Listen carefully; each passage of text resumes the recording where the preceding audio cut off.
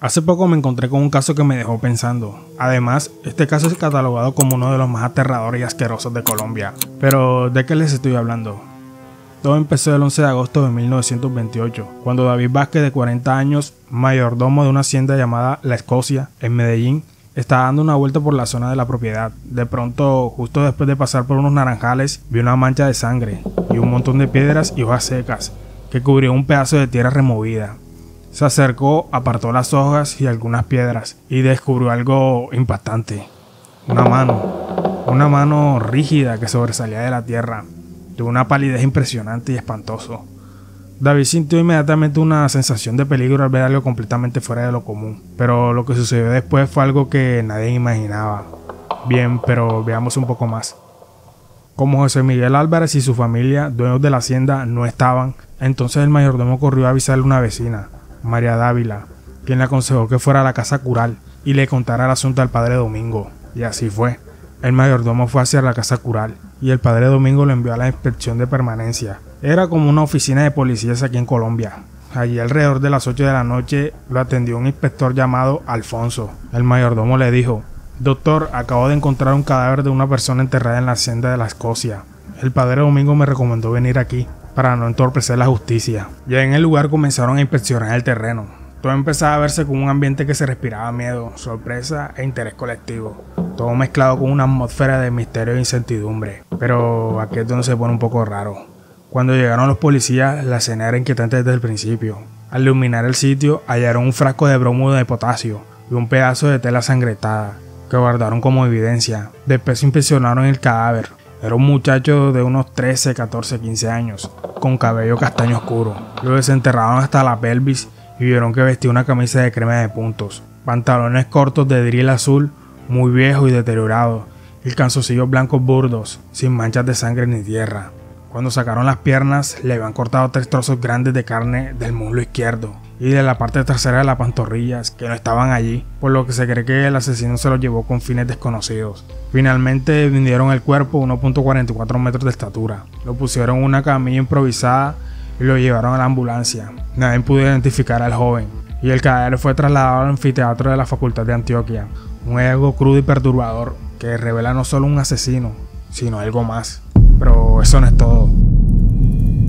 Mientras llevaban el cadáver, las autoridades hicieron una reunión secreta y urgente. Participaron los inspectores junto con un detective inglés llamado Hanley. Decidieron que Hanley dirigiría la investigación. Como primer paso, pidió revisar archivos de casos parecidos. Horas después le entregaron un expediente de 4 menores asesinados entre 1926 y 1927, cuyos crímenes nunca resolvieron. En su momento se rumoró que los culpables podrían ser que se trataba de una banda de vampiros clínicos, cuyo fin era beberse la sangre de sus víctimas. La prensa los bautizó como los chupasangre, pero esta teoría fue descartada. En este punto la policía no sabía nada sobre el cadáver, ni siquiera sabían cómo había llegado a parar a esa hacienda. Bueno, veamos qué sucedió. La mañana del 12 de agosto de 1928 le hicieron la necropsia del cuerpo. 6 días después entregaron los informes con varias conclusiones. La víctima murió al menos un día antes por las señales del cuerpo. Primero intentaron asfixiarlo y luego estrangularlo, perdiendo el sentido, pero no murió por eso. Le quitaron la ropa antes de mutilarlo y se la volvieron a poner después. La gran herida del muslo izquierdo le causó la hemorragia que provocó la muerte. Las mutilaciones de las pantorrillas se hicieron después de muerto. Los cortes eran irregulares, como hechos con un cuchillo sin filo, por eso tardaron. No encontraron rastro de abuso sexual. Todo esto dejaba estas preguntas abiertas. ¿Por qué no lo acribillaron a puñaladas y ya? ¿Por qué no dejaron las carnes prendidas a su cuerpo? ¿Qué se hicieron esos trozos de carne humana? ¿La falta de aquellas indicaba un regreso ancestral al canibalismo? Bien, en este punto el informe muestra que fue un crimen brutal y deliberado, hecho con calma y con un objetivo macabro más allá de matar. Pero, ¿qué sucedió realmente? Bien, el lunes 13 de agosto, tras la necropsia, el periódico publicó fotos del cuerpo mutilado. Gracias a esto, varias personas lo reconocieron y se supo que era Roberto de Jesús Munera, un joven de 14 años. Al día siguiente, el periódico El Tiempo informó el crimen y dijo que habían 4 sospechosos, todos con antecedentes de abuso de menores varones. 2 fueron liberados y los otros resultaron ser Marcelino Cano y su hijo Carlos Cano, conocido por estos delitos desde años atrás. Y un psiquiatra explicó que podría deberse que ambos heredaron la homosexualidad. Antes se consideraba la homosexualidad como una enfermedad. Incluso se contó que padre e hijo llegaron a pelearse por el mismo joven, mostrando lo enfermizo que era esta situación. Bien, pero ¿quiénes eran estas personas? y cómo las vincularon con este delito. Bueno, espera y te doy un poco más de contexto. Las autoridades llegaron a sospechar de Marcelino y Carlos Cano por dos versiones. Uno dice que el detective O'Hanlon ordenó a revisar los archivos de personas con antecedentes. Ahí encontraron a los Cano, que vivían cerca del lugar del crimen. Otra versión cuenta que Carlos Cano vio la foto del cadáver en el periódico y fue al anfiteatro a identificarlo. Decía que era su amigo Roberto de Jesús Munera. Lloró mucho para parecer inocente, pero el inspector Cadavid Uribe lo reconoció.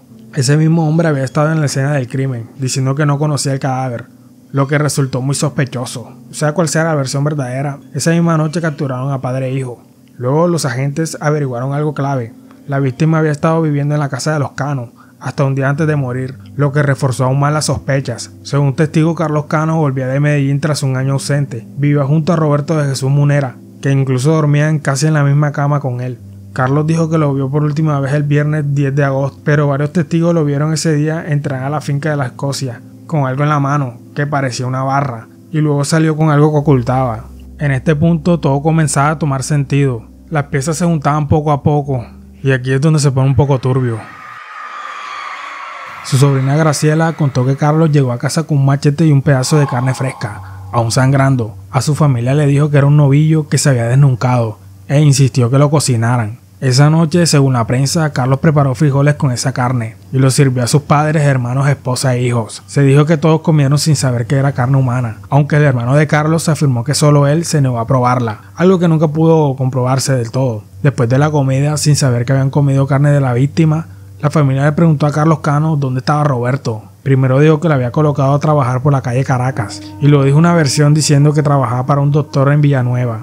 Al día siguiente, su hermana quiso ir a buscar al muchacho, pero no lo encontraron. Carlos empezó a ponerse muy nervioso y a esconderse en casas de vecinos temiendo que lo capturaran. Aunque dijo que se entregaría, en vez de eso fue al anfiteatro a reconocer el cadáver. Esa noche lo detuvieron junto a su padre.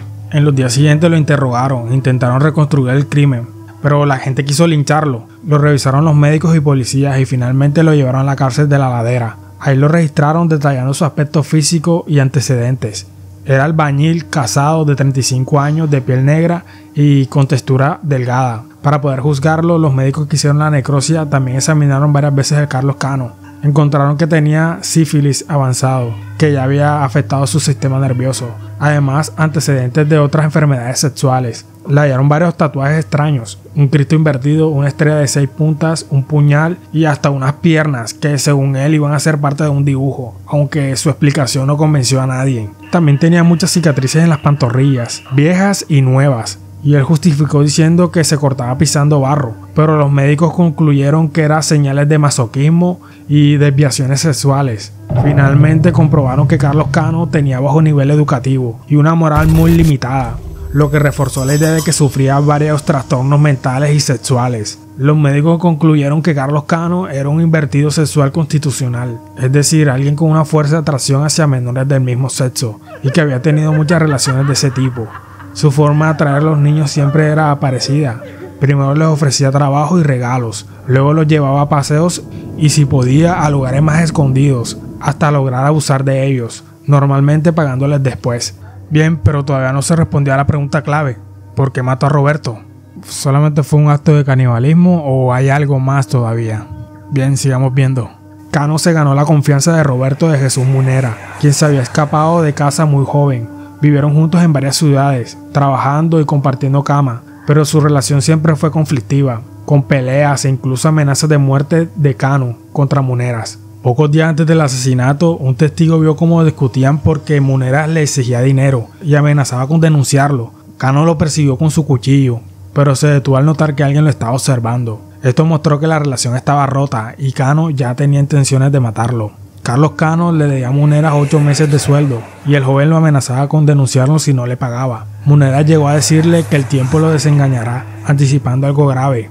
Al final Cano quedó atrapado. Si le pagaba, Muneras se iría y lo perdería, y si no, Muneras lo denunciaría. Esa presión lo llevó a Cano a matarlo. Le dieron 9 años más de cárcel, sumándole 14, curiosamente la misma edad que tenía Muneras cuando fue asesinado.